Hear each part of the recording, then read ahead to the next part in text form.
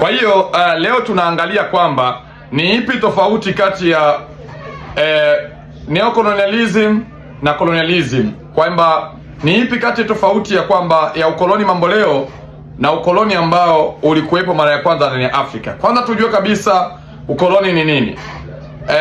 Colonialism is the process of a strong country or powerful country to control a weak country in social, economical and political.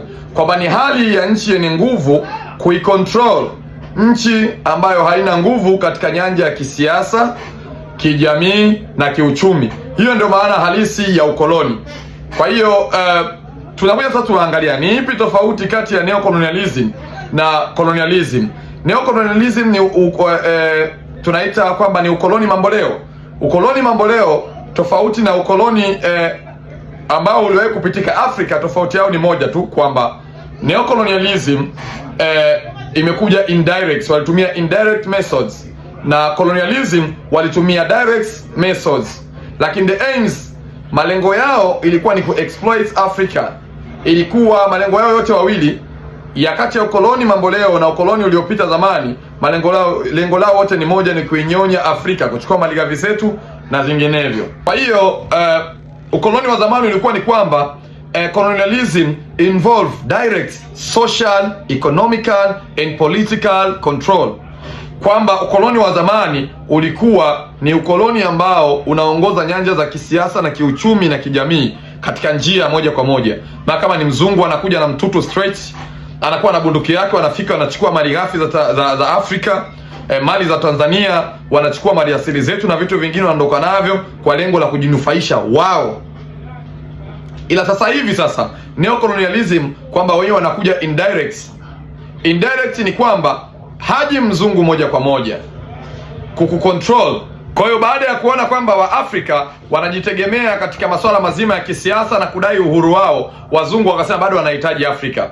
Kwa hiyo ndio wakaanzisha kitu ambacho kinaitwa neocolonialism, ambayo neocolonialism kuna njia ambazo, kuna methods ambazo walitumia zenyewe sasa kuintroduce neocolonialism in Africa. Kwanza kabisa walifanya kitu ambacho kinaitwa economic dependence. Economic dependence kwamba uchumi wa Afrika lazima tuweze kutegemea nchi za Ulaya. On how waka create kitu ambacho kinaitwa world markets, soko la dunia. Walivyoanzisha soko la dunia kwa hiyo wewe unaweza kuwa na diamond yako, unaweza kuwa na tanzanite, lakini anayekupangia bei ni world markets.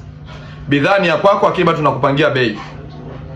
Umenielewa? Hiyo ni njia mojawapo ambayo wametumia katika kuintroduce tunaita nini, neocolonialism, ambao ni ukoloni mamboleo. Kuna kitu ambacho wakatumia tena inaitwa cultural influence. Yaani wewe hata kama una tamaduni yako, lugha ya kibiashara ni Kiingereza. Kwa hiyo hata pia wakuhitaji kwamba ili waweze kucontrol vizuri, akihitaji wale wakihitaji wa cheap labors, wakihitaji kwamba namna ya kuweza kucontrol na vitu vingine, lazima ujifunze lugha zao na tamaduni zao. Leo hii mtu ukijua Kiingereza unaonekana kama ni mtu, yani you are the best. Na ndio lugha ya kibiashara, mikutano yoyote, biashara zote zinafanywa kwa lugha ya Kiingereza. Kwa hiyo ukisikia viongozi wanasema kwamba kuna watu ambao wanahitaji kuinyonya Afrika, na kama machafuko yanatokea Afrika ni baadhi ya nchi za wazungu zimekuwa zikitenga